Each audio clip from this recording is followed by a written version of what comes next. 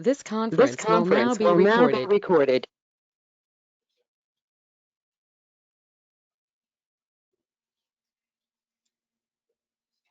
Good afternoon, ladies and gentlemen, and welcome to the monthly transportation policy meeting for Tuesday, February 8th. And we do have a quorum, so I will call the meeting to order and welcome everyone. The first item on the agenda is approval of the February 8th agenda. I move that we approve the agenda for today. Do I have a second? Second. We have a motion and a second from Becky. Any discussion? Seeing none, all in favor say aye. Aye. Opposed, same sign. Motion passes unanimously. Everyone has had an opportunity to look at the meeting minutes from December 14th. I move that we approve the minutes. Second. We have a motion and a second by Becky. Any discussion? Seeing none, all in favor say aye. Aye. Opposed, same sign. Motion passes. Next item on the agenda is the report from our director. So, Chad, I'll turn it over to you. Thank you, Mr. Chair. Members of the Transportation Policy Body, good afternoon. We met last December 2021. We are meeting now in 2022. Hope 2022 brings the best for all of us. First item in the report is new staff introductions. Our executive committees met the new staff, and thank you, executive committee members. We have, when the new staff is introduced, I would also like to our existing staff also to introduce themselves, so the new members of the policy body get to meet all the staff members today. So I would like to request Ashley Briers, Mark Roop, and Terry House, one after the other, to please introduce themselves. Thank you. Hello, I'm a little short, so I have to move that down. My name is Ashley Briers, and I am the new Transportation Planning Manager. I came from the Lawrence MPO, and I've been here for about a month, I guess. This is my 4th week, so very excited to be here. So thank you.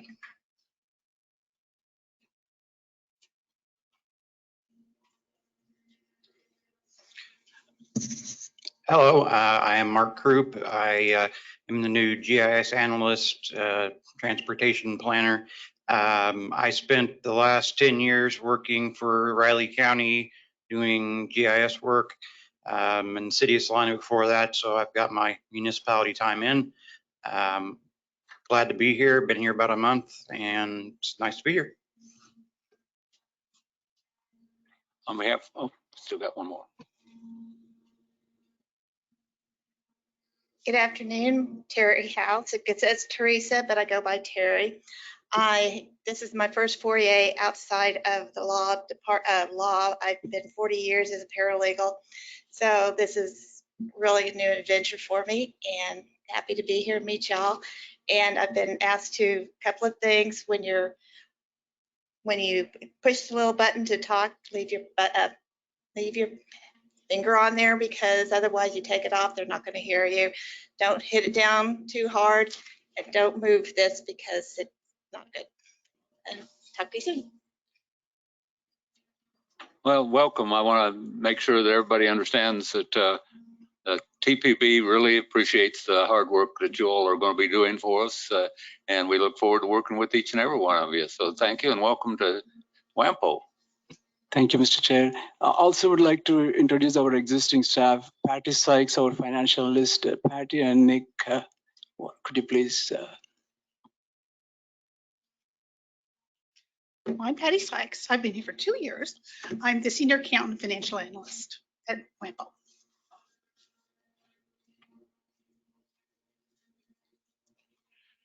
I'm Nick Flanders, GIS analyst / transportation planner. Thank you. Thank you so much, and welcome new staff to the WAMPO as well as to region. I echo our chair's comments, and then also thank Patty for 2 years of good work, and Nick as well. Next item in my report is the overview of the tasks in the year 2022. This overview of tasks for the year 2022 is already seen by our executive committee members. Let me request Nick for the next slide. So on this screen, there's a list of tasks that staff will be engaged and busy this year, 2022. The first one is year 2021 audit. Just before holidays in 2021, we were working with BKD consulting firm, and BKD had is great experts, Teresa Seymour. You will hear Teresa's presentation, today's agenda item. Patty and I learned a lot working with this group. Their knowledge is pretty good in auditing, and also want to thank Patty for getting things in a timely manner when this audit work is happening between holidays and now. And we were trying to get this as quickly as possible so that board gets a presentation by this meeting on February 8. So today we have Michael Gerber and Teresa Seymour for this task. Second item is tip tasks in 2022. This is two-part. One is the existing tip, that is 2021, 2024 amendments, and also the new update, 2023 and 2026 update. And Nick and Ashley will be presenting that today in today's agenda. The third, for travel demand model forecasting, we had sent out an RFP requesting proposals from consulting firms to update the WAMPO travel demand model. And Nick, Mark Group, Nick Flanders, and myself will be busy this year making sure the project is on time and the tasks are accomplished the way it should be. Fourth item, sorry. The safety steering committee members that would be leading, Ashley will be leading that effort towards safety plan. And today, Ashley will be presenting and requesting how to identify steering committee members in our WAMPO area. Economic trends and indicators, its relationship to the transportation system. This is as a follow-up of our Chair, Commissioner Dennis' advice that each jurisdictions present their economic goals, and also WAMPO work with Greater Wichita Partnership, as well as REAP, as well as Wichita Chamber of Commerce, in finding out how economic trends and economic development growth can be accomplished with the efficient transportation system we have. The next item is Public Participation Plan, Title VI and LAP. Those are the documents that Ashley Briers will be leading this year.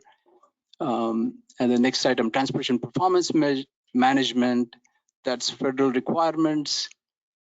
Staff will be working with Cicely Cochran and FHWA, and then Rick Backland as well with Federal Highway Administration. What are those transportation performance measures that MPO needs to accomplish this year? That would be something we'll keep you posted in the next few months as the year progresses. The next one is ongoing tasks on data development. This is mainly Mark Group's area with GIS and data that he would be helping coordinate with various jurisdictions in the WAMPO area. And then finally, Wichita Bike Pit Study. That's something we're partnering with Wichita. Tia Ramot will be leading that study, and Ashley Briers and staff would be partnering with Tia in completing that study. So just want to provide you what's upcoming for the 2022, so you have an idea when these come up in the future, you're familiar with these projects. Chairman, can I ask a question? Yes. Thank you. Chad, would it be possible, and I don't know if everyone on TPB wants it, but I think the exec committee might appreciate having this, so that way when we are looking at evaluation of staff next year, especially Chad, we have some benchmarks to look at. And I think one thing that would be really helpful for me too, if it's possible, is if we could put some times associated with it. Is it going to happen in, which months or which quarter? That way too, we can just continue to track progress. Thank you. Thank you, Madam Vice Chair. We will do that. The next item, I think Nick will have an update on tip amendments that had been happening in the past and the future schedule. Nick. Yes, thank you. As those of you who were on this body at its last meeting may remember, on December 14th, Amendments 5 and 5.5 to the 2021 to 2024 TIP were approved as recommended by the TAC, and we are now in the call for changes period for Amendment 6 to that same transportation improvement program.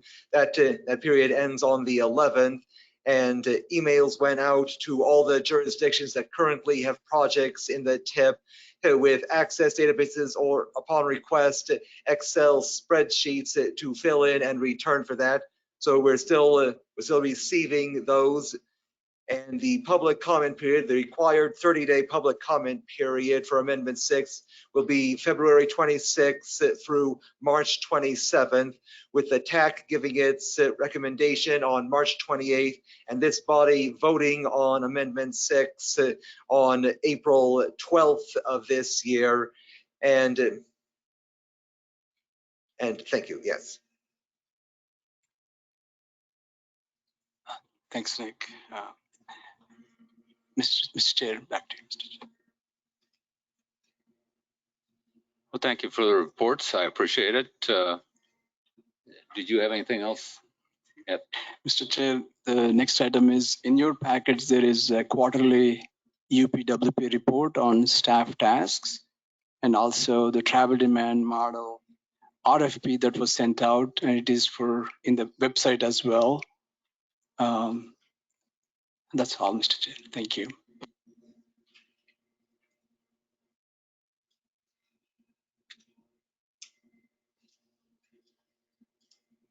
Okay, any questions for Chad over the director's report?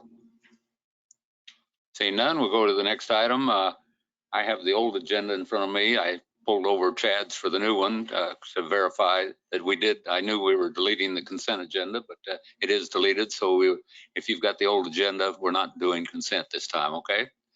So the next item is public comments. Do we have anyone in the audience or anyone online that would like to speak during public comments? Yeah, email on the WAMPO and then, oh, I'm sorry. This morning I checked the WAMPO email and there were no any information or anybody asking any questions or anything like that. Okay, sounds good. Anyone online would like to speak on public comments?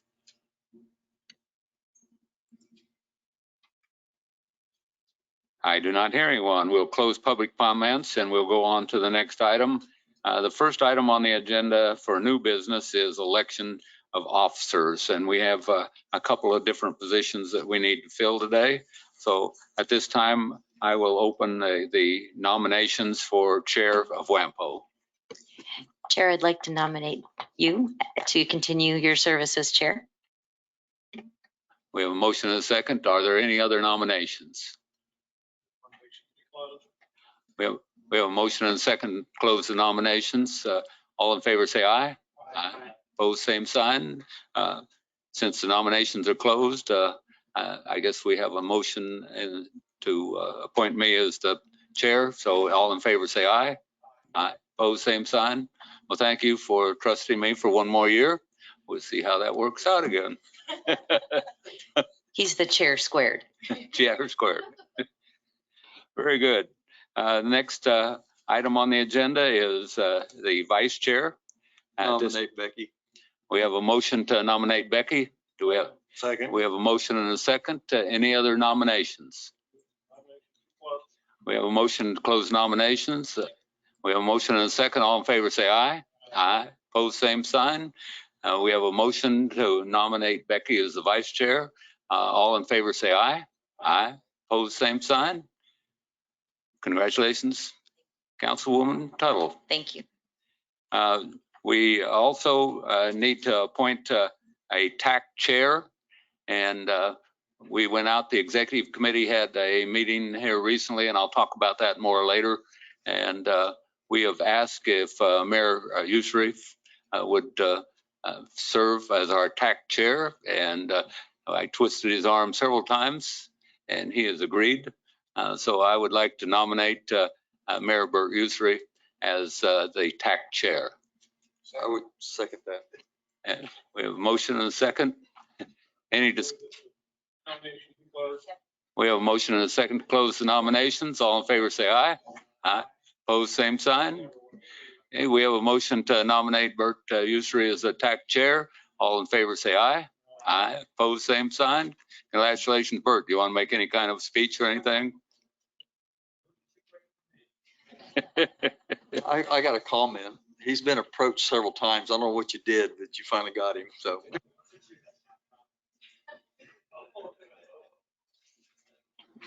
Chair, may I make a comment quickly?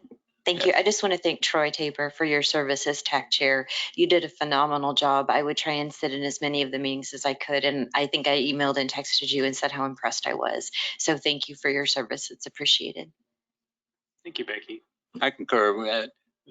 We do not want to lose Troy's expertise on moving forward with him no longer being a member of the TAC chair. And so it's my intention to appoint him as a member of the executive committee so that we can continue to have his expertise serving on the executive committee. So we're not letting him go. I just wanted everybody to know that. Thank you, David. Anything else for elections of officers? Okay, next item on the agenda is our WAMPO tip fees, and we'll turn it over to Chad. Oh, I'm sorry. I need to use the current. Next item is an update on the draft of the WAMPO audit report.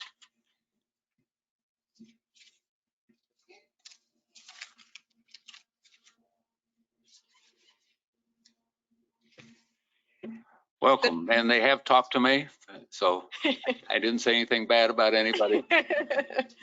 Good afternoon, recently appointed chair and Madam Vice Chair. Thank you. My name is Teresa Seymour. I'm a director for BKD. Michael Gerber is with me. He's a partner for BKD. First off, I just want to thank Chad and Patty and the whole WAMPO staff. We had a very ambitious timeline for getting this done, and Patty did an amazing job getting us documentation and things that we needed to get this completed in a very timely manner. So very appreciative of her and all the staff at WAMPO. So I'll be discussing the financial statements. Michael's going to come over and talk about the management letters. So I'll go ahead and get started. You should have it in your packet. It looks like this on the top. Page 53 of the packet. So first thing I just want to reiterate is this is a draft of the financial statement. It's not the final version. So in your financial statements, you won't see independent auditor's report, but it will be in the final version of that. So I wanted to talk about that briefly. The opinion letter talks about what the management's responsibility is, which is to prepare the financial statements, and then talks about what the auditor's responsibility is, which is to form an opinion on those financial statements after obtaining audit evidence. Also in that letter, it talks about the opinion that we form on those financial statements. So I'm very happy to report that we are planning to issue a clean or unmodified audit opinion, which just says that it is fairly presented in all material respects.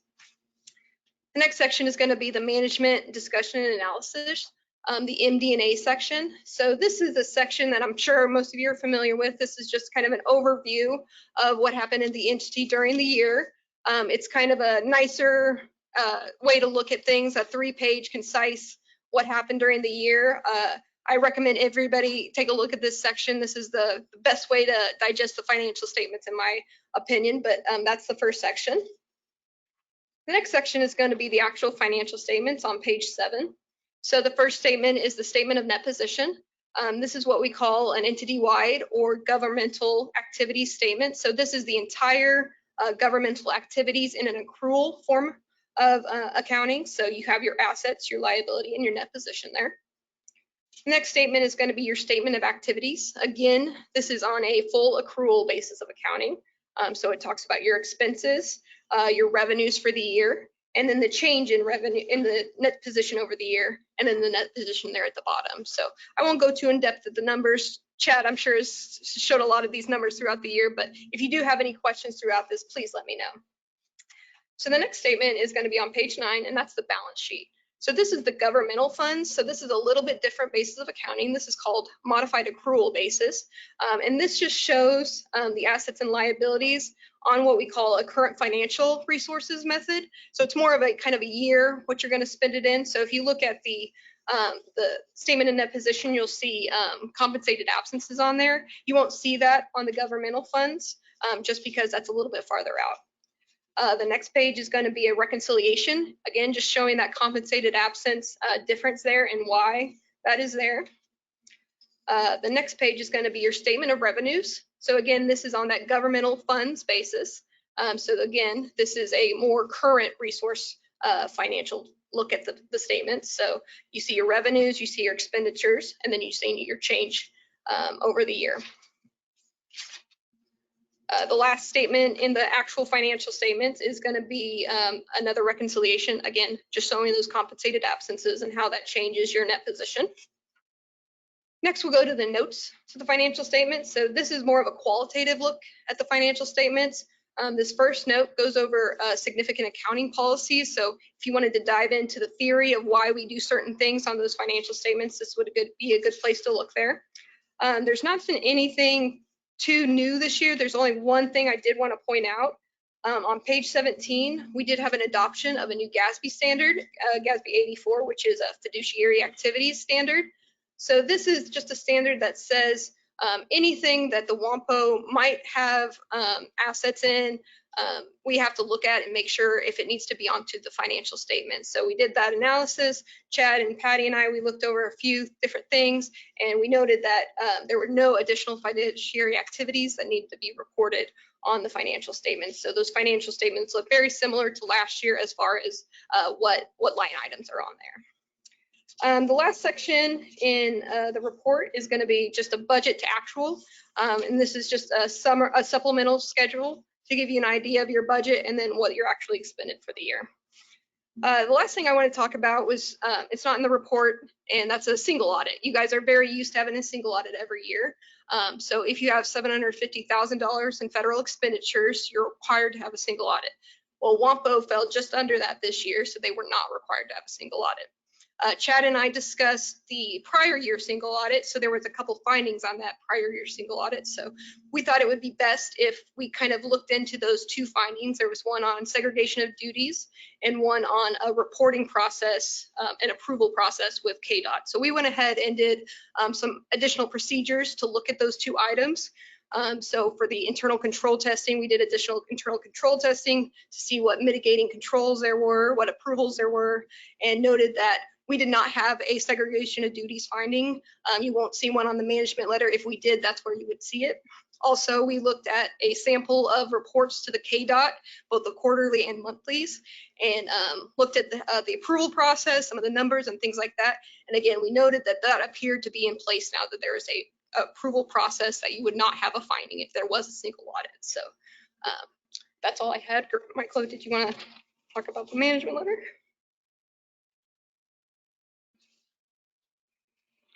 Thank you, Teresa. I get the easy part of the presentation here, going over the management letter. If you're following along in your packet, it's on page 49, so just before the financial statements that you were flipping through there. A lot of the items on here are just regular communications that we're required to have with management, and Teresa went over most of those as she went through the financial statements through that presentation. So I'm just going to point out a couple items on the second page.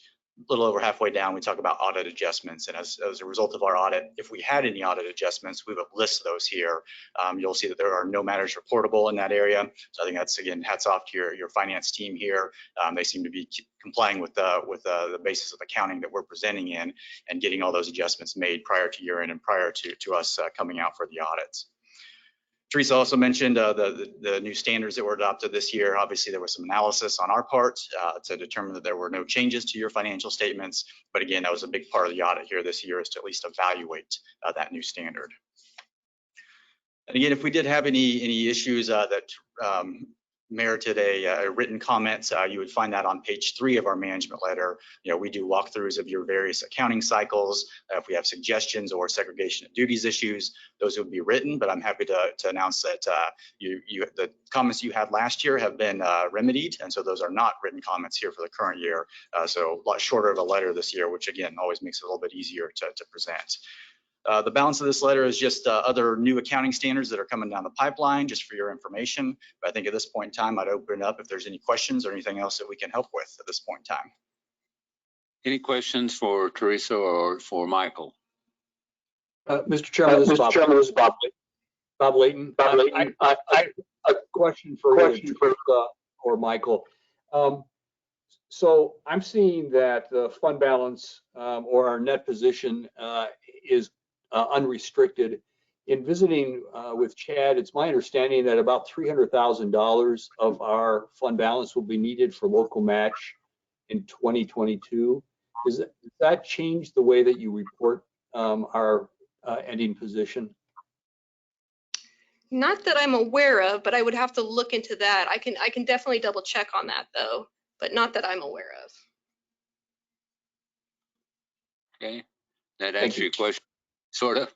Yeah, I'm just glad that they're going to take a look at it, because if that is the case, we may have to take a vote as the body to show that we're putting that $300,000 in reserve for local match. Okay, yeah, we can definitely look into that. Okay, and any other questions? Cecily Cochran from Federal Highway. I noticed that on page 3 of the letter, in other material communications, there was a bullet that says we observe matters we consider to be deficiencies that we communicated to management orally. Correct. So we like to make recommendations throughout the audit. So if there are small things that we see, I believe that one was specifically, there was a signature that we thought might be a better way to do a report. So signing off on something, Chad might be able to speak to that. I can't quite remember exactly what that report was. Thank you, Teresa. And Cecily, it's a good question. The recommendation by KD was procedures take place, the financial statements, the director would sign the document that this is reviewed. At the moment, the review is signed at the moment. So that's the recommendation, and the more formalizing and having, just like the way payroll signatures are there, a review of monthly financial statement should also be signed. So that was the recommendation, and we would like to follow that recommendation as this year and as soon as possible. So I can clarify more. I don't know whether this mic is chopping my voice, so I can repeat this, Cecily, if you'd like to. It was chopping a bit, but I think I got the gist of it. Thank you. Okay. Thank you, Cecily. He's changing out his mic now, so maybe it'll be a little clearer. Yes, Cecily, there was a recommendation on, the monthly review of internal financial statements between director and, and Patty. We review that every month, and then I take those reports and report it to our executive committee members. But, that is not showing a signature that I have approved it. It is, we do that, but then there is, BKD would like to see an evidence that there is a review, yes. So just that my signature that I reviewed is what BKD was recommending.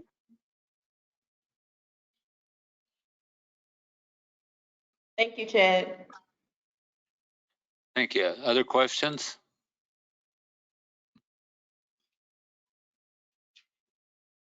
I don't see any other questions. Teresa and Michael, thank you very much. Thank you all.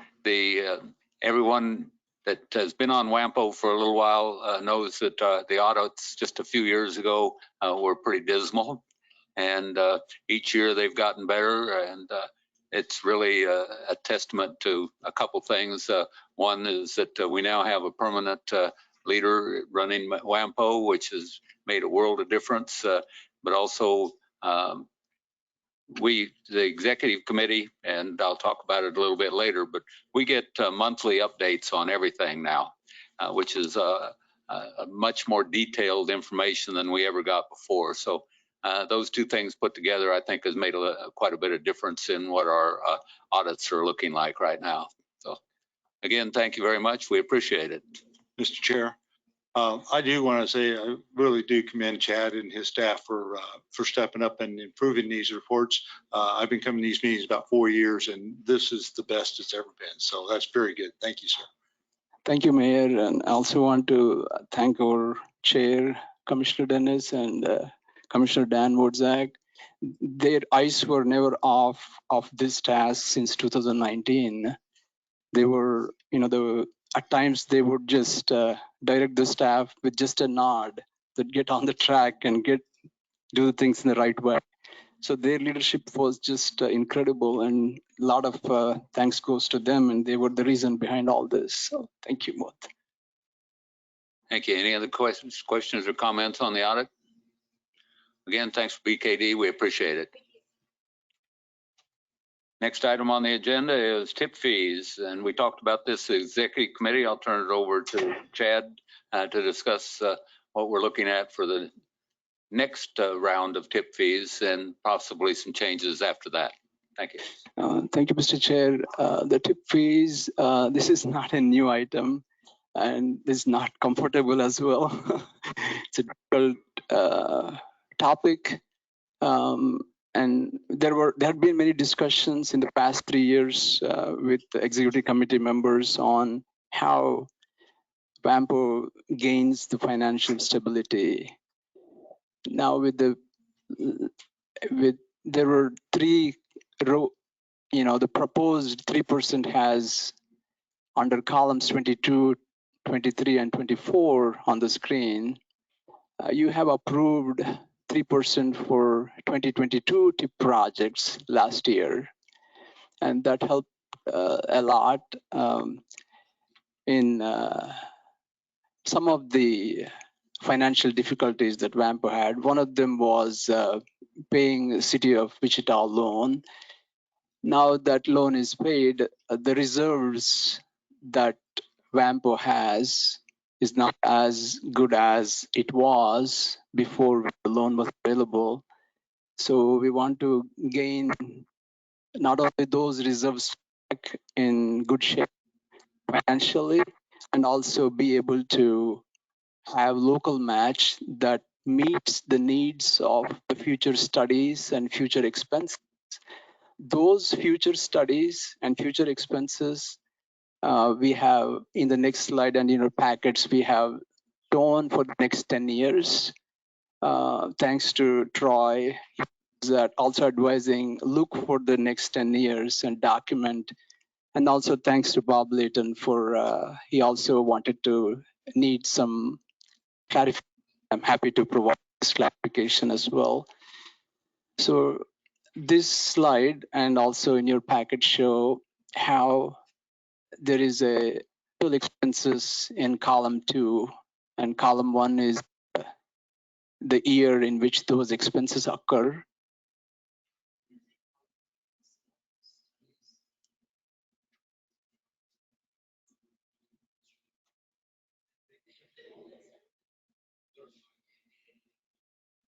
Sorry, I'm breaking these mics. So the third column is recent budget that are anticipated in the future. And fourth column is the need for the 20% local match, because for the federal grant and budget, there is a need for 20% local match. Fifth column has revenues. Fourth column is a need. Fifth column is potential revenues. If there are no 3% fees, what happens is fifth column. If you approve 3% proposed tip fees, how would it look like is sixth column. And this is all in your packets as well. Let me look at the page number in your packet real quick. So you also have after the meeting as well. Thank you, Becky. It's page 72. And this is an update item. The action will be next meeting anyway. So there's ample time for for you to discuss with chair or executive committee members or staff. Any questions we have, we are happy to clarify, elaborate, and provide all the information you need. As you can see from this, these are estimates in the future. Because they're estimates in the future, some more rounded numbers. However, the trends in which the estimates go fairly good. For example, the studies and the budget, studies and the budget.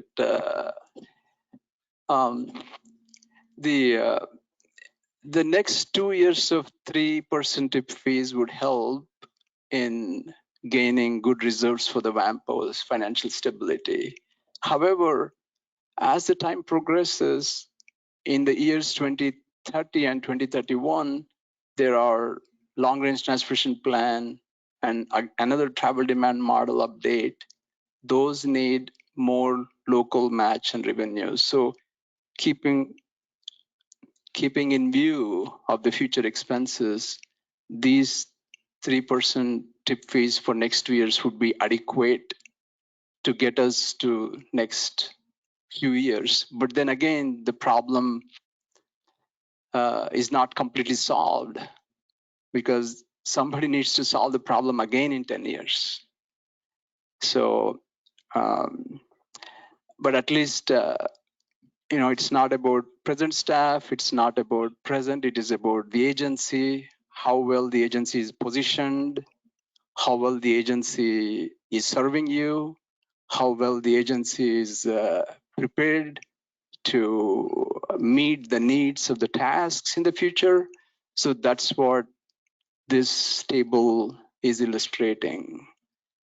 And there's many details in this, but chair and the executive committee members and staff will be ready to discuss with you in the future. So thank you. Do we have any questions on what we're looking at for the future for the tip fees? Jack? Okay, first off, it doesn't seem equitable for the sponsors of projects in 3 years of the tip to have the balance of the budget for 10-year analysis. You see what I'm saying? You're solving things in 3 years at the expense of those people who happen to have projects those years. It doesn't seem equitable at all. Why not determine an equitable rate for all projects and make it consistent? I don't know why we can't do that. It seems to be a much better solution. Anyway, the other part of that is that for smaller cities, that's a pretty huge, the tip fee increases and all are pretty huge, and many of them aren't going to be able to pay it. So I don't know how you're going to solve that with these. So. Well, the increased tip fees got us to the point where we're solvent again. And I don't know how we're going to remain solvent if we don't keep tip fees up for a short period of time, and then we can reduce it after that. So do you have a way that we could balance that out and still remain solvent? I don't right. I'll probably come up with something, but the main thing is the 3% for those projects in 22, 23, and 24. Hitting those people up for 3%, it's just not equitable. I'd say why not smooth it out for the whole period?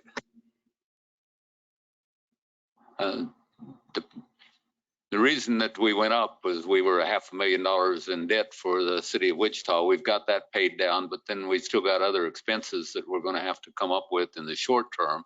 But we've got to get over this short term hurdle so that we can get the tip fees back down again. And so we need the funding in order to be able to get over this hurdle for the short term. This is our Derby's thinking on this anyway. So in any case, I'd like to see us take a look at those 3-year 3% tip fees and kind of smooth it out. So it's. I understand. Tom? I got a question. We used to not have the 1% on there, and it's grown.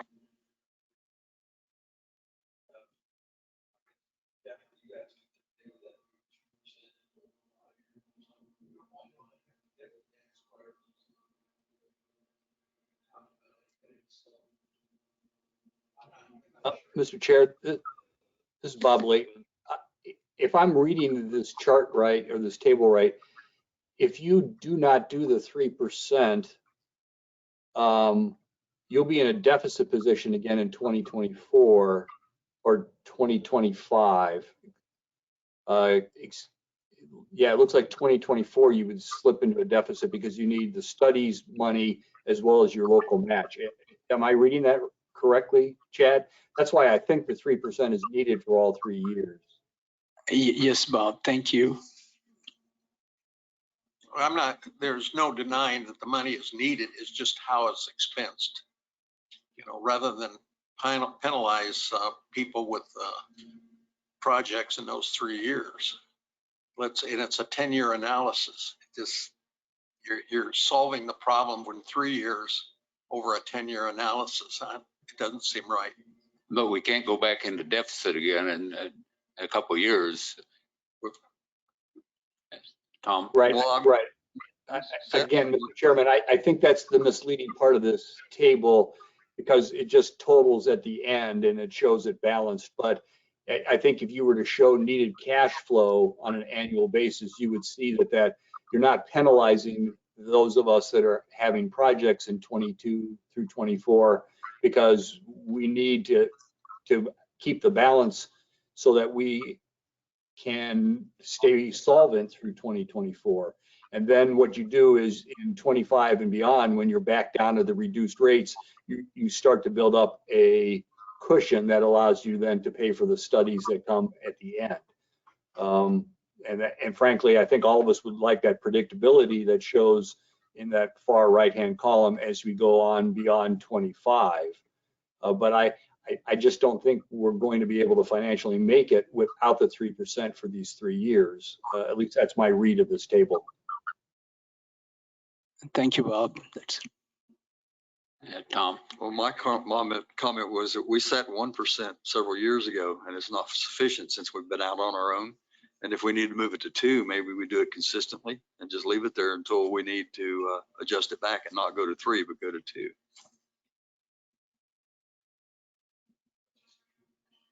But we need the 3% in order to get through this next couple years.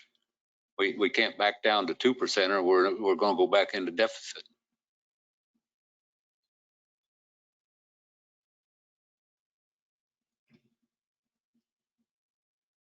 Well, and it's just, if there's any way that we can do it to make it more equitable for a 10-year analysis, come up with 450,000 over that time. Let's try and look at it. Yeah, I understand. And I do understand your comments about smaller communities having a significant impact on their budget by having an increase for 3 years. The only alternative to that is to move the smaller communities projects later in the project cycle and move some of the other projects from places like the larger cities in Sedgwick County up earlier, but I don't know that you'd want to do that either. That's a good solution. May I make a suggestion that staff look at this and see what that minimum rate would be to be positive on the cash flow, but minimize the impact over the next couple of years, and just show that as an alternative proposal and see if that would be solve the issue here. We'll do that, Mayor. We'll discuss with executive committee. We have an executive meeting scheduled, so we'll report and then we'll discuss that item. Okay. And we're not voting on it today. We wanted to make sure that everybody was aware of it, but we can have staff go back and we'll talk about it executive committee again as it comes up. Tom? Well, I was going to say I said 2%, but looking at the chart, I needed to look at it before I said that. It looks like it needs to be 2.25 or 2.5 or something like that consistently. Looks so like if we could I just take 2 as a number. Yeah, if we could look at a 2.5 consistently, and that we may, if it puts us into a deficit, it's going to have to be something we got to look at. But if we look at a 2.5 over the life of the program, what's that do? I mean, we got several options we can look at. It's not a full reduction, and I understand small communities because it's already been budgeted and planned in yours, and we don't have flexibility, say that we do on some others, but we still need to make sure that the small communities it's available to them, because this is the only fee that a lot of us smaller communities and entities have, and compared to some of the larger entities that have other federal dollars and state money that's more available in the bigger cities and counties. So we'll take a look at, we at the executive commission, we'll take a look at it and see what we can come up with. It may not change, but we still need to take a look.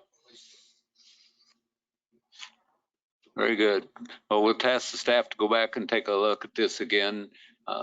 We'll get Chad to put the executive committee, get a date on everybody's calendar in the near future after the staff has had a chance to look at it, so that we can make a recommendation to come back next month.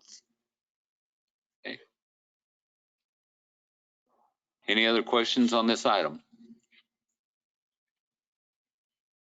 Okay, it is now, I'm going to change a little bit from the agenda because we have Andrew Nave coming in online to give us a economic development forecast. And so I'm going to go to item G as in golf and ask Andrew, you should be online with us. Mr. Chairman, can you hear me? Yes, I can. Go ahead, Andrew. Thank you. Thank you, sir. Good to see you, Chairman and members of the body. Thank you for allowing me to speak for just a few minutes. You have in your packets, and I don't know if Chad, if the ability to kind of share screen is there, if I can share screen, if not, that's okay. I can kind of just talk through it. But in your packets, you have on kind of page 102, you have the. You can share screen, Andrew. Okay, perfect. As I pull this up, you have in your packets kind of the summary document of the regional growth plan, which Chad asked me to kind of speak to. And I'm gonna go full screen. So there we go. You have in your packets on page 102 is the regional growth plan, which is kind of our region's kind of comprehensive economic development strategy. That's a kind of a one-page infographic that kind of summarizes it. And then pages 103 to 106 in your packet are kind of an executive summary of a more than 200-page document. But I wanted to take just a minute on screen to maybe kind of synthesize a little bit clearer for you all. Some of you have heard this kind of update, but on behalf of the Greater Wichita Partnership, which is kind of the region's lead economic development organization, we're happy to kind of provide an update to the body. As background for those that may not be as familiar with the partnership, the Greater Wichita Partnership is a nonprofit organization with 3 strategic priority areas. You can see those there on the screen. Focuses on jobs, talent, and quality of place. I won't go into that in great detail.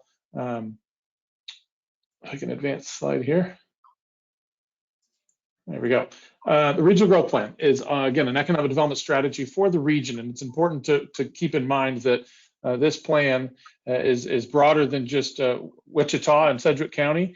And in the WAMPO territory, it's even broader than the MSA, that it encompasses the full 10 counties that constitute the Greater Wichita Partnership. And going back to the previous BREG, the Blueprint for Regional Economic Growth, a BREG jurisdiction of a 10-county area. And we think that that jurisdiction, while there's other REAP and some other boundaries, SCED and some other organizations have some really good territories that they serve, kind of all encompassing South Central Kansas. We think that 10-county area is as good as many others, for the simple reason that we think that's the best depiction of our labor shed. In fact, that 10-county area that you hear a lot of us talking about really comes from an old WIRED grant, a workforce grant from about 20 years ago that encompassed the labor shed. And what we found is that the workers in our region will drive roughly 45 minutes to an hour for a really good job. Some go further. Obviously, many go a far shorter commute than that, but most of our labor shed is pulling from about 45 minutes to an hour's drive. And from downtown Wichita, from the center of Sedgwick County, that's roughly a 10-county area. So north to McPherson County and Marion, south to the Oklahoma line, west to Hutchinson and Reno County, and east to kind of El Dorado and Butler County. So that's this boundary, this map. We started a process that extended on the good work of Wichita State from the BREG plan that was done many, many years ago, really in 2018 and kind of finished in 2019 of a strategic update called what we call the Regional Growth Plan. And we really wanted to kind of synthesize that, going from BREG, which was the Blueprint for Regional Economic Growth, but had maybe some misunderstandings or mischaracterizations in the community. When we updated the BREG plan, we wanted to simplify it, kind of just keep it simple, stupid. It was the Regional Growth Plan, and that's exactly what it is, the plan to grow our regional economy. So you can see some of the summary there. Many of the organizations on the call today were a part of that. WAMPO kind of indirectly through a number of organizations, Sedgwick County and City of Wichita, not the least of which, and then some regional economic development partners were involved in the Regional Growth Plan and funding this. But we engaged Market Street Services, which is one of the leading economic development consulting firms in the United States, to kind of help us really drill down. And this doesn't encompass the entirety of the plan. The plan is kind of premised on two facets. One, what your industry strength is, kind of what your economy is built off core industries. And so that was kind of the basis of the plan.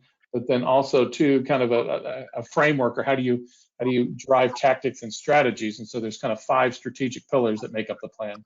And that's included in that executive summary. But for today, I really wanted to kind of just remind this body and this group of the work that you do, the work of WAMPO kind of threads across all of these. It would be easy to kind of assume kind of transportation and logistics is kind of the obvious one, but really our road infrastructure, our physical infrastructure threads across all of these important industry sectors. And so you can see kind of there, the header above the graphic is kind of the what we call the cluster, or kind of the industry sector. And then those bullet points underneath are really important, because previously we had a really good discussion around how do we strategies and tactics of how do we advance each of these industries. But as you all can plainly see, these industries are very, very broad. Agriculture, aerospace, oil and gas, healthcare. I mean, healthcare is 1/6 of the U.S. economy. So we struggle to kind of refine or hone in our opportunities in each of these industries. And we had many months of discussion and input and kind of public input and debate. And what we found was we have to kind of have niche opportunities, niche areas of focus. Doesn't mean that there's not other good opportunities in kind of subsectors of our economy that drive growth. But from kind of a community holistic standpoint, we have to prioritize.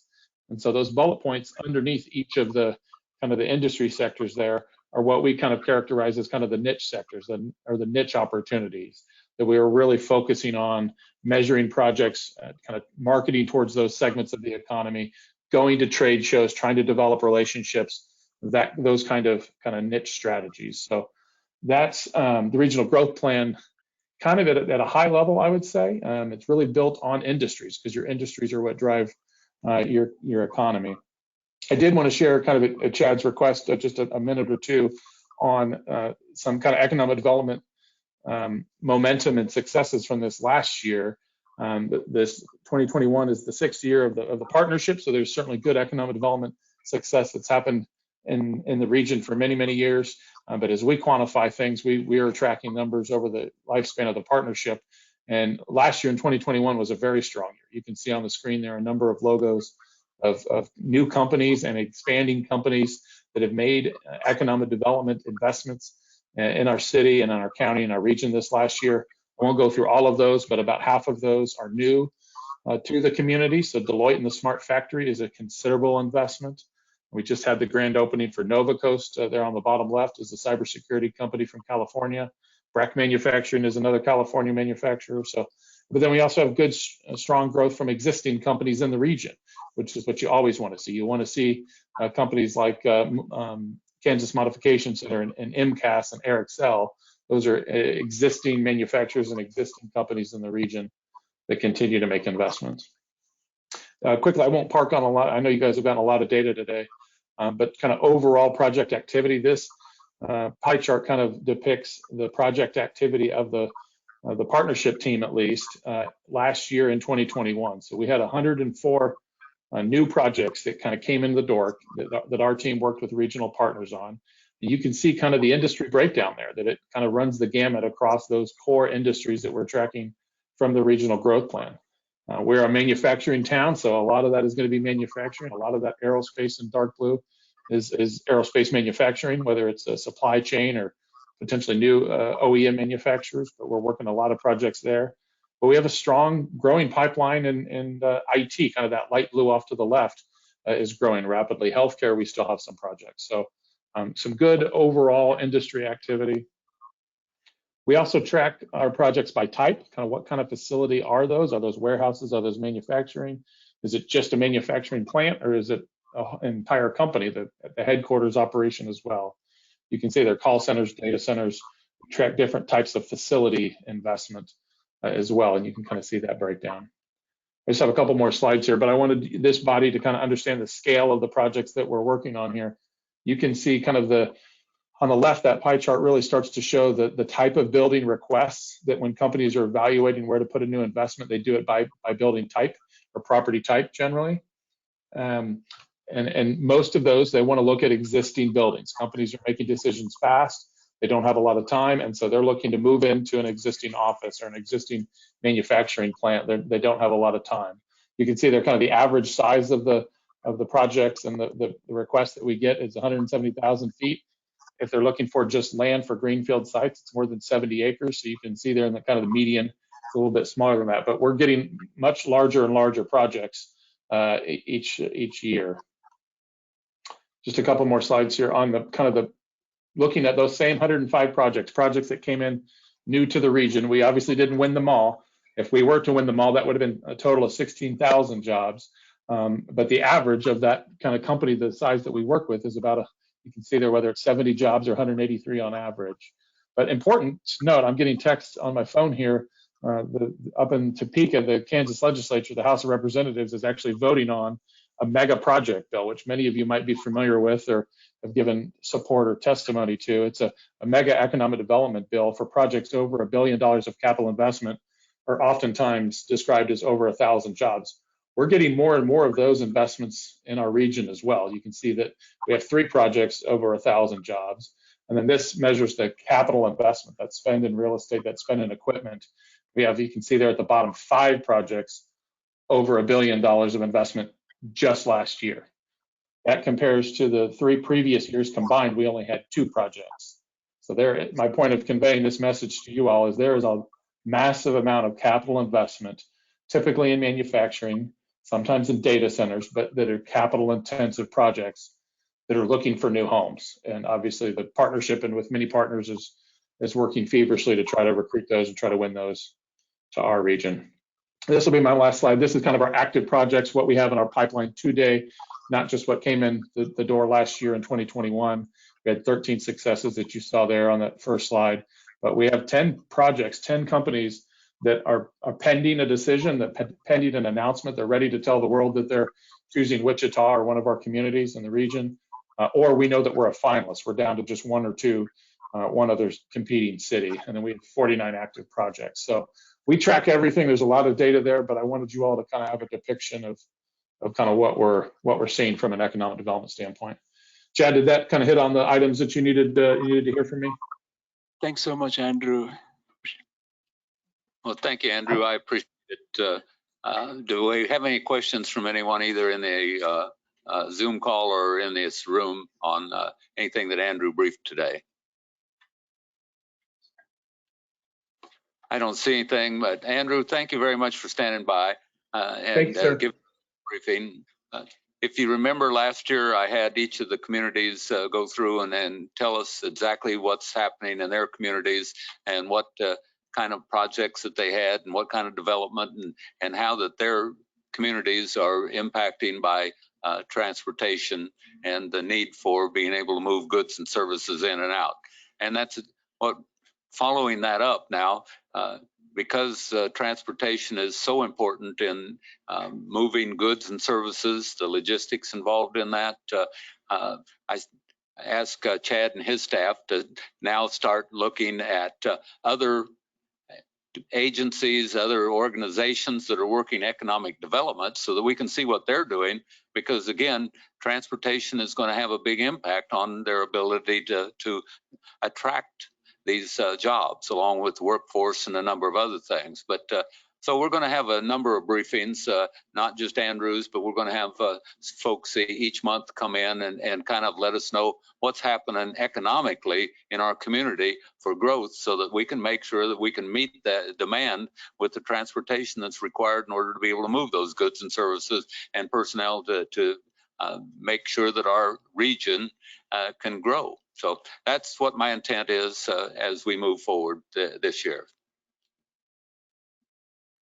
Again, Andrew, thank you very much. I appreciate it. I don't see any questions. Thanks for coming in.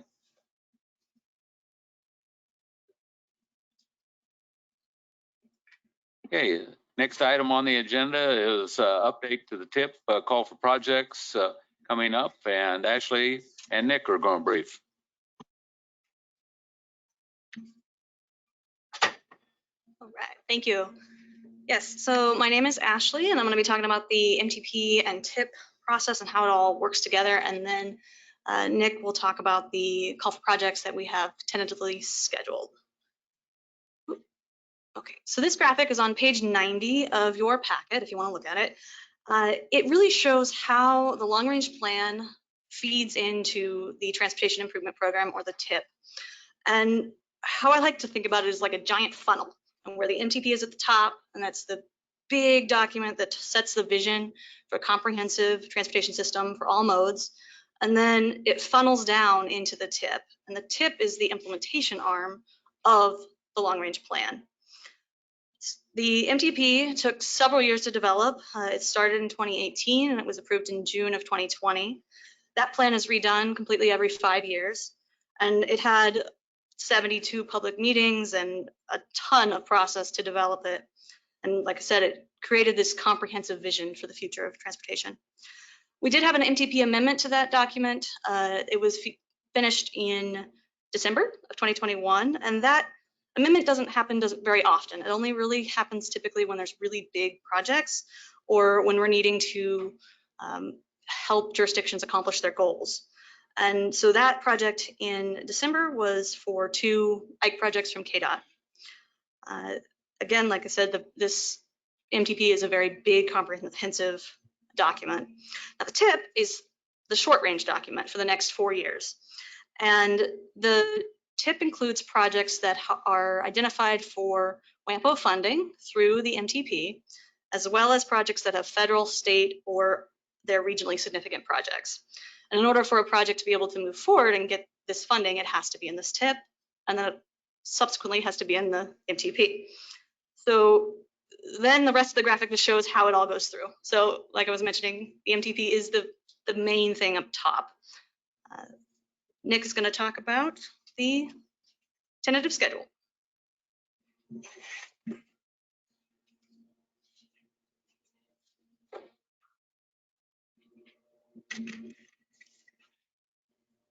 Thank you, Ashley. As she said, this is only a tentative schedule as of right now.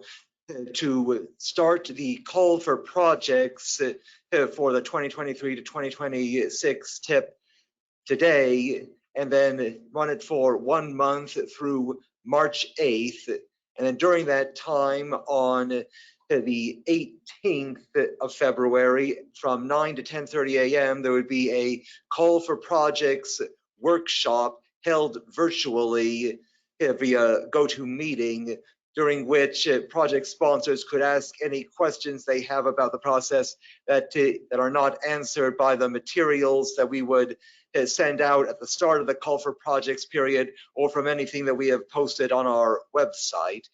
Then sometime during spring, we staff of WAMPO would review the submissions and requests, and the project selection committee would hold its meetings in order to make its recommendations. Then over the summer, the actual TIP document would be developed, and the required 30-day public comment period would take place. And then followed in summer, fall by the TAC recommendation, and then finally approval by the transportation policy body before October 1st, as that would be the start of federal fiscal year 2023. by which time the new tip is required to be finished.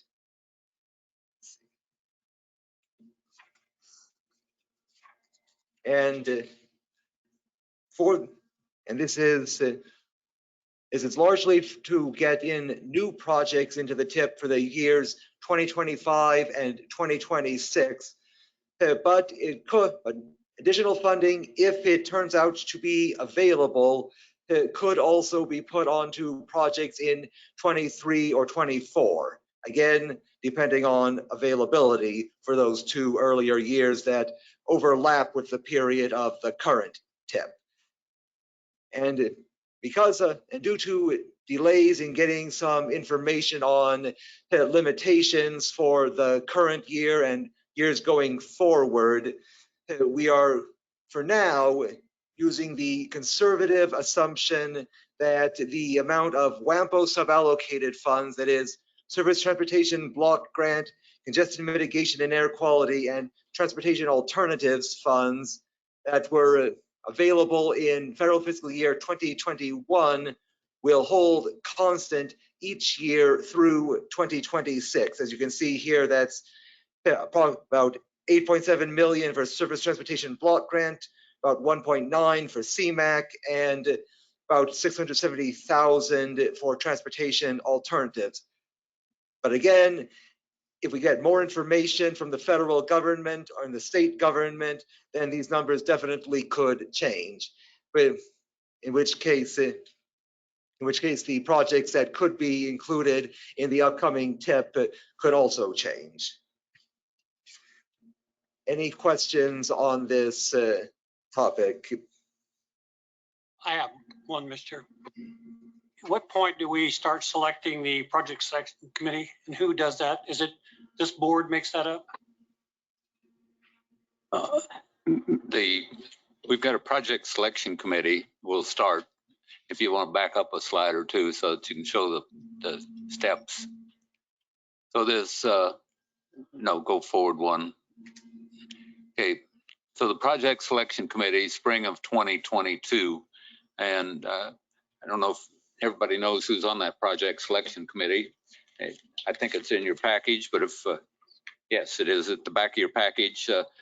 So Butler County, Dan Wojak, City of Clearwater, Bert is on there. Sedgwick County, Jim Weber. City of Derby, Dan Squires. City of Wichita, James Wagner, and Bel Air and Stevens.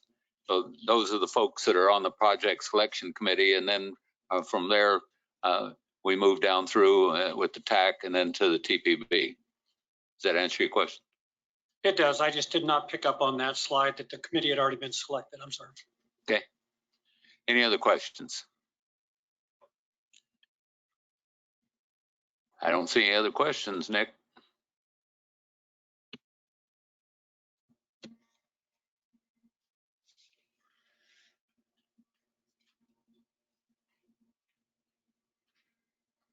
Okay, the next is on the travel demand model and its applications, and Chad and Nick are going to brief that to us. If you remember, we just kind of added that in here a month or two ago, so we're going to get a briefing on it. Thank you. Thank you, Mr. Chair. You know, we went to this RFP for travel demand model update. Staff wanted to see if we need to update board members of this board. What exactly does this do? And how important is it, and how does this help jurisdictions? So these thoughts we kept in mind, and then now we are presenting how the travel demand model is assisting jurisdictions. And Nick, since we went over 4 o'clock, we'll limit this to 3 minutes or so. Thank you. Thank you, Chad. The WAMPO regional travel model is a conventional 4-step travel demand model that is used in far more regions across the nation than aren't.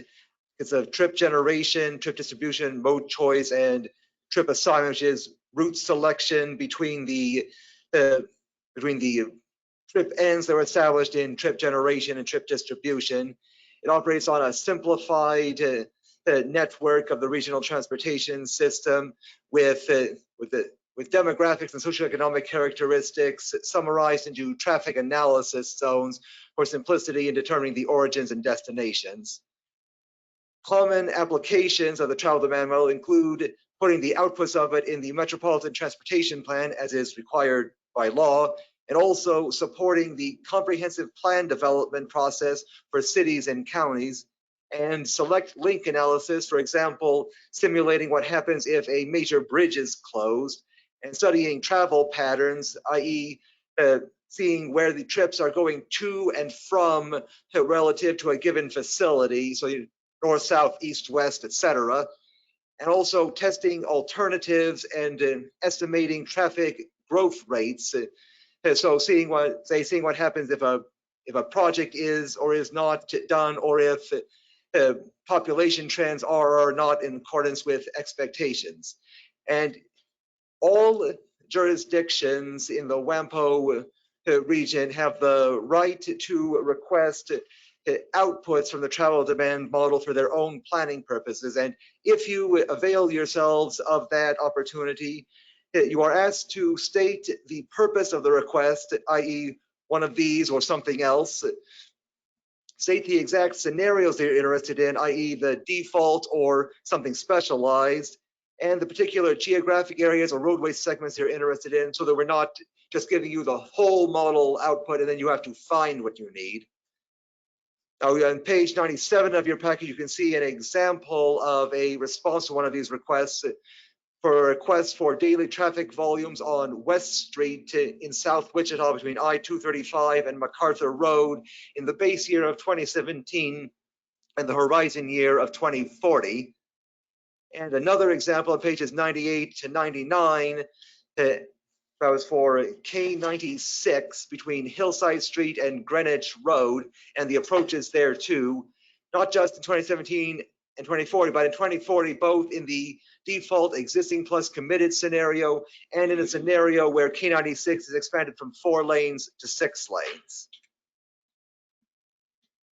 Thanks, Nick. As you all know, the forecast of traffic volumes is important for developing a transportation plan. The future of transportation planning depends on how the users are using in the next 20 or 30 years. Also, federal requirements need all MPOs of all regions to develop a travel demand model. As you know, weather forecasts and forecasting is never a perfect science, and it may not be accurate, but it is the best possible tools and the technical data that we have that we develop.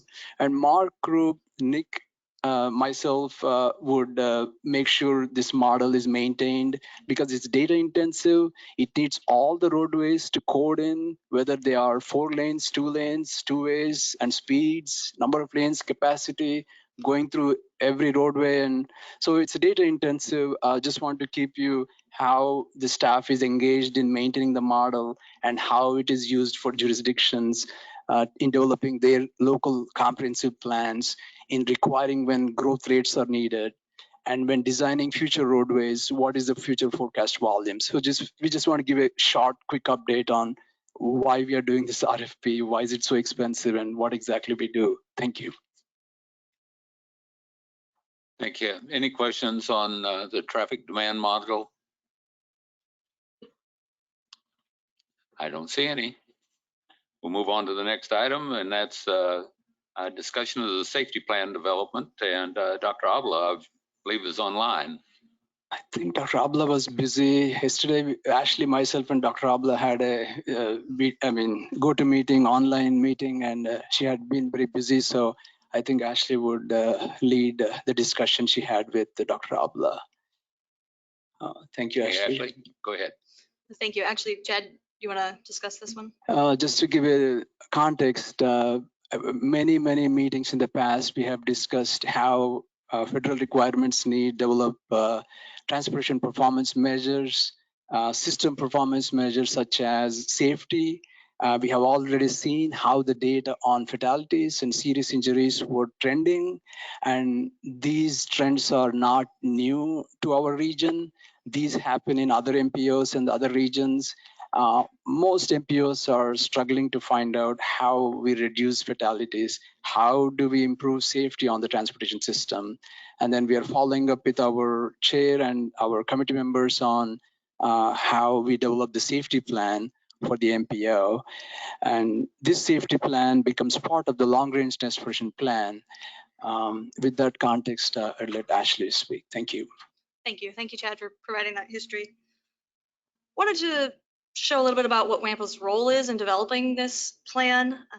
The big part is coordinating the planning and allocating the resources. And so that first little box says develop a safety plan to identify projects. And that's huge because these projects that are identified will then be incorporated into the next MTP, which will need to be finished in 2025. So by getting these projects identified and then in the MTP, then it can filter down through the TIP and get implemented.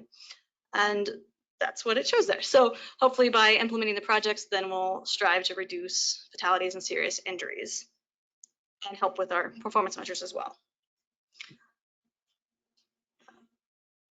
So, when we develop the safety plan, when the question comes up, how do we reduce these fatalities? How do we improve the safety? It occurs, we had discussions in our staff meeting and we all felt everybody is in this, everyone in WAMPO region, about 600,000 population, everyone has some contribution to make this happen. But then we cannot have just the WAMPO staff and we cannot have everyone. What is the middle ground so that the steering committee can be formed, so that the safety plan can be implemented? So we identified 3 areas where the design solutions of the facilities, for example, is there enough roadway width, or the bicycle and pedestrian have clear barriers so there is a median, all the design aspects, is there enough street light in the nighttime for the users of the facility? So when we come to those solutions, we need engineers and planners and the staff who are knowledgeable about safety of the project. And then we also identified the law enforcement staff who would know where the critical safety issues are, where the violations take place. At times, the violations are ignorant, at times they are unknown. So there's an educational and awareness solutions where some violations can be unknown. I didn't know the rules, so of course, texting and driving and distraction is those things should not be occurring when using the facilities. So those types of education. So we identified who are those steering committee members. But then Ashley is looking to form the steering committee and she's seeking your input. Who would be that staff that you recommend would form the steering committee to develop this plan? So Ashley. Thank you. Yes. So it would be a 2-tiered process. The part that Chad just talked about would be staff providing technical input. And then the first one is a steering committee that would be non-staff to provide us input on goals and policy suggestions. But we wouldn't ask them stuff that they would need technical expertise to provide an input on. Instead, it would just be, bigger things like goals and policy suggestions. And of course, all of this would eventually come to you all for approval. So it's all just kind of feeding into what you all want, how to address safety in our region. WAMPO developed a safety and health committee in 2021, and it's been meeting quarterly. And so we thought might as well start with that as the basis for this steering committee. And that committee has staff and organizations that are not located with, city or county government. And so we thought about pulling out the non-staff organizations and then making sure the other staff people are on that second staff input group, and came up with this list and added a few more. We discussed this with that committee. We had a meeting last week, and we're trying to think about what all organizations would be good to be represented on this committee, while also being aware of not making something that's super huge, because then that makes it a little bit cumbersome to work with. So, but we also don't want to leave people off. So it's a kind of a fine line there of how do we thread that needle. But we wanted to ask you all if you had any thoughts of organizations that we should include on this steering committee. And our plan is to bring it back to you all in March for actual approval to form it. And then we'll move through the process to do the study. Can I ask a question on the data slide real quick? Would you mind going back to the data slide in the beginning? Oh, this one? No, one more back, I think. One more back. Okay, I promise that's it.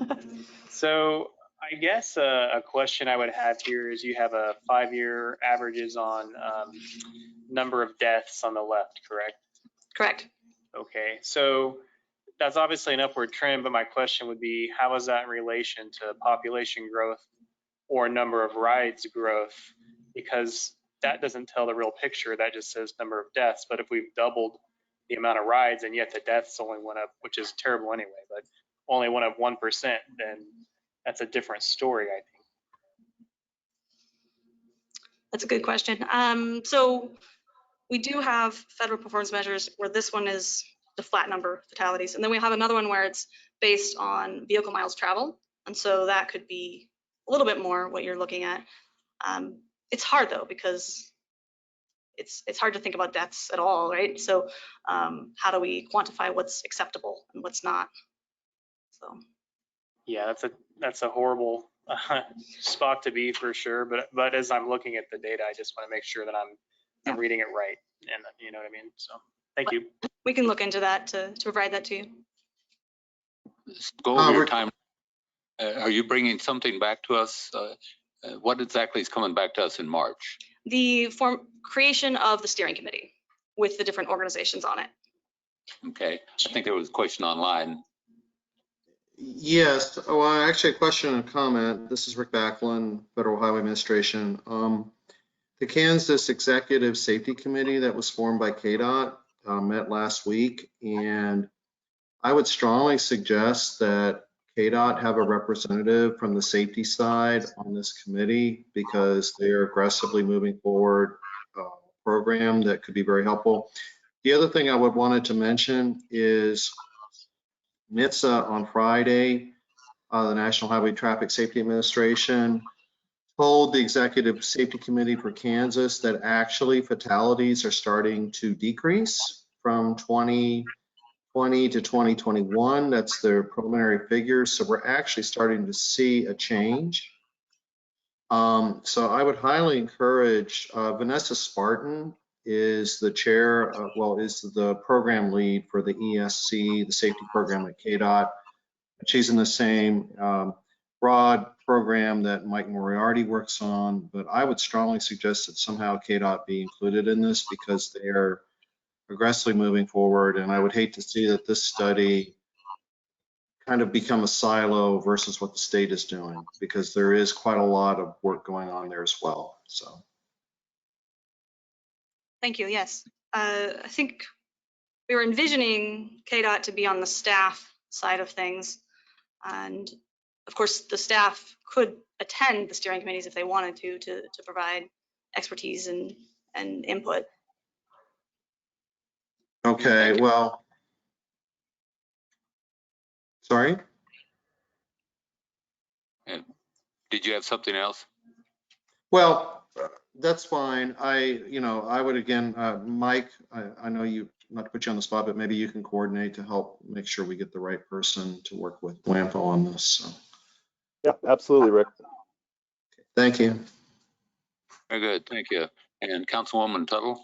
Thank you, Chair. Ashley, I just have a quick question. So on page 101 of this document, that's not the steering committee, right? At first I thought it was, but now I think that's just the WAMPO, not just, but it's the WAMPO Safety and Health Committee members, right? Correct. Okay. So that is the original Safety and Health Committee, and then after we had a discussion with Dr. Abla yesterday, then we narrowed it down to the non-staff people that are on this list. So if you look at this list, KDOT is on there. So they would be part of the other staff part. So just help me. I think I'm not understanding. So it says that a steering committee will be formed by the transportation policy body. Yep. So for example, for the city of Wichita, if we know who we want represented, do we reach out to you, or are you going to reach out to us? How do we get the right people from our organizations on the steering committee? Good question. Yes. I think it would make sense if you could reach out to us, or And we need to figure out how to do that to make sure we have the people. We don't necessarily have to have the people's names before March. We could do it just with placeholders for the people, but it would be nice if we knew who we were going to be contacting, or if you could put us in touch with them.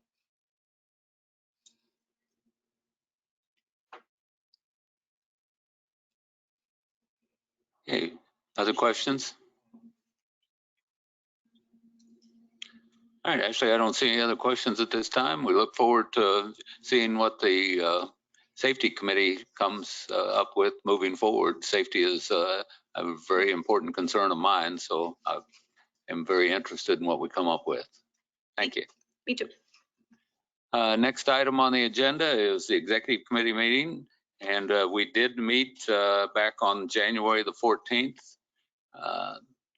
At that time, we took a look at our TPB rosters and some of the bylaws that we've got. We also talked about staff changes, and you all were briefed on our staff changes today, so you know what all the updates are there. We talked about the tip fees that you all had discussion, and so we will be talking about those again at the next executive committee meeting before that we come back to you all. One of the important things we talked about was our evaluation of our director, and so I tasked each member of the executive committee to come up with an evaluation. We do have a form for that, and I think I've got all of them in now.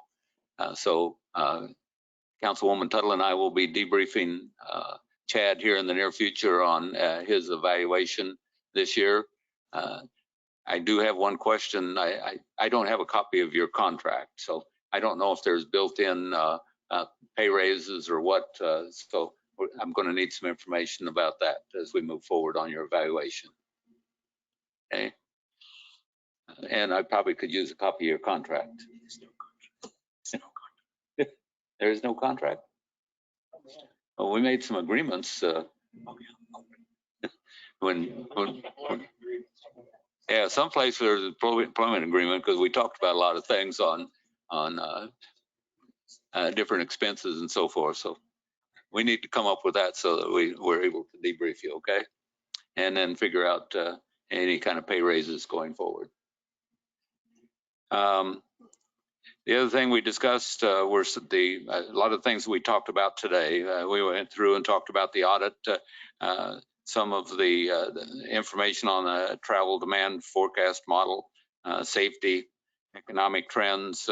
Those were all items that we discuss and then end up on the agenda that come before you all. Some of the other things we talked about was that we're going to look at in 2022 is to update the employees manual and the TAC bylaws and see if we need to conduct some changes to those. So those are the main things that we discussed during our recent executive committee meeting. In addition, we do receive complete information on where we're at with the budget, and we track that every single month now as a result of some of the things that happened earlier where we didn't have a good handle on the budget. Now we probably demand more information out of Chad than we've ever demanded before, but we have a good feeling on exactly where we're at financially in WAMPO. So that's a very important aspect of what our responsibilities are. So that is all I have for the executive committee. Any questions on that? I don't see any. So we will go to active transportation. I did not see Alan here. Is he online? He's traveling, Jack Brown. I don't see Alan online. Or I know Dr. Abelard is not online. We'll go to the next item, and KDOT Metro, one of our executive committee members. Welcome. Thank you. Thank you. We're kind of in a little bit of an off season as far as construction. Our maintenance crews have been busy, and they've been busy today trying to finish that cleanup on our highways from the snowstorm from last week. So there were some problems today with that. They're trying to get that out of the shade, get the snow out of the shade, and get it to evaporate before we freeze again. So ongoing work from that storm. There is still work going on at the North Junction, of course. And later this year, if things stay on schedule, we'll be opening bids for the final portion of the gold project at the North Junction. So that's coming up. Super. It's all good news. I appreciate it. Just a quick question. You know, there was a fire last week there on the North Junction. What's the upshot of what's happened there? Well, that was a pier cap concrete pour on top of one of the bridge piers for the northbound 135 two-lane flyover ramp to southbound I-235. So they poured a few days before the cold weather hit. They tarped it, they insulated it, and they ran a heater to keep that concrete curing, and had a little fire. So Wichita Fire Department ended up putting that out, and but there was also a lot of extra water on the highway from that process. So KDOT crews had to come in and treat it. So it took quite a while to get that situation cleaned up. All the traffic on northbound 135 was diverted onto eastbound K254. So that created some congestion there. And some turnaround situations of getting back to going northbound on 135. But that was probably a 3 or 4 hour fiasco. So I thought I read in a news report or something that there would need to be an engineer's evaluation of that cap, and has that been done? No, the structural engineers will look at that and see if it needs to be removed and repoured. So we'll wait on that report. Very good. Thank you, Tom. I appreciate it. We'll go to the KDOT. Michael Moriarty is online, I see. Michael? Yes, sir. Thank you, Mr. Chair. Good afternoon, everybody. Hope to be down there next month. I wanted to come down today, but something got my attention otherwise, so I do apologize. I do have an update from a regional transportation planning standpoint. So back in September, KDOT received a series of letters from our community partners along the K254 corridor in Sedgwick and Butler counties. These letters were essentially requesting KDOT to complete kind of a comprehensive study along the K254 corridor, essentially between El Dorado and Northeast Wichita. We also heard support for this corridor study during the most recent round of local consult as well. So I am happy to report that KDOT has decided to move forward with a corridor study along K254. And my understanding is Mr. Tierstrip made a similar announcement during last week's K254 Corridor Association meeting. So I wanted to make sure this group was aware that KDOT was going to proceed. I do want to note a portion of the study area is within the WAMPO planning boundary. We do look forward to working with the WAMPO team, TAC, and TPB on the study process. I don't have a schedule for the study at this time. I do envision an RFP, request for proposals, that is, will be released this spring, followed by a cooperative consultant selection process. So please stay tuned. We'll be sure to keep those updates flowing. I do apologize for our lengthy decision-making process on this study. Last several months have been quite busy here at KDOT. I will say, however, this was an easy decision for KDOT to make. There is clearly rallied local support behind the study. And again, we do look forward to working with our corridor stakeholders. Mr. Chair, that completes my update. Super, Michael. Thank you. And we got a question from Hunter Larkin. Mike, I got just one quick question for you. Are you familiar with our RCUT project in Goddard? I am, correct, yes. What's the status on that? I know Trans Systems, I believe, finished their study, and I think we're waiting your guys' approval. Yeah, let me get you the latest and greatest on that. It's been a few weeks since I've had conversations with my staff about that project. I want to make sure I'm getting you the most current intel. So if it's okay, can I report back on that? That's great. Thank you, Mike. You bet, absolutely. Thank you, Mayor. Any other questions of Michael? I don't see any. Next up is Federal Highway, and Rick Buckland is online. Welcome, Rick. Welcome. Happy 2022 all. Thank you, Mr. Chair. I have quite a few updates, actually. It's been a busy start to the year. As probably all of you are aware, in the fall, we passed our latest infrastructure bill, which takes us out for 5 years, the Bipartisan Infrastructure Law, also known as IJAA. We're currently under a continuing resolution for federal programs until February 18th, and then we'll see if Congress approves funding for the entire program out through September 30th, the end of our fiscal year. So stay tuned on that. But what's been really exciting is virtually every week since the beginning of the year, we're starting to see guidances issued on the various parts of the new infrastructure program. So I just wanted to highlight a few of these, which I think would be of interest. Back on January 14th, we announced $45 million will be coming out for Bridge Formula program, which is, we've not had Bridge Formula in the past. And of that $45 million that's going to Kansas, we have a whole segment of that that's for off-system local bridges, $6.75 million. If you're interested in this program, I would highly recommend that you talk to Todd Southrank in local programs at KDOT or working through the district there. But obviously this is exciting from a structure standpoint that there is money coming available. I'd say probably the biggest piece of news that we have is, and this was also shared with Chad,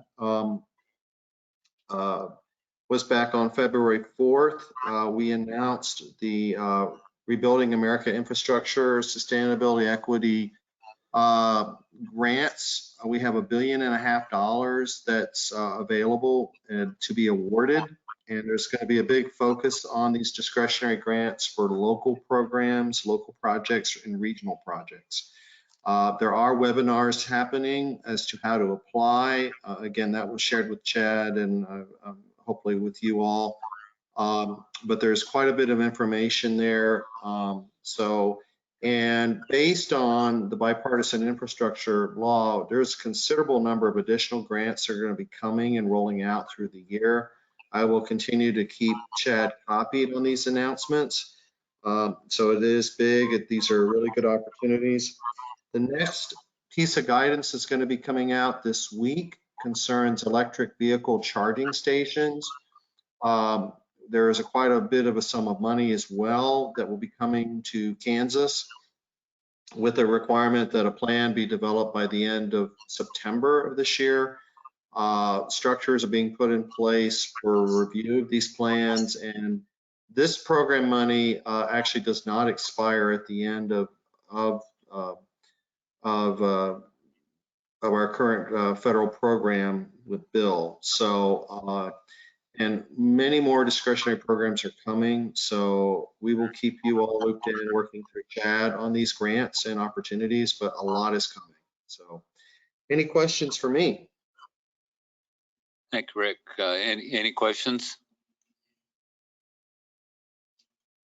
I don't see any questions this time, but I appreciate all the updates on that.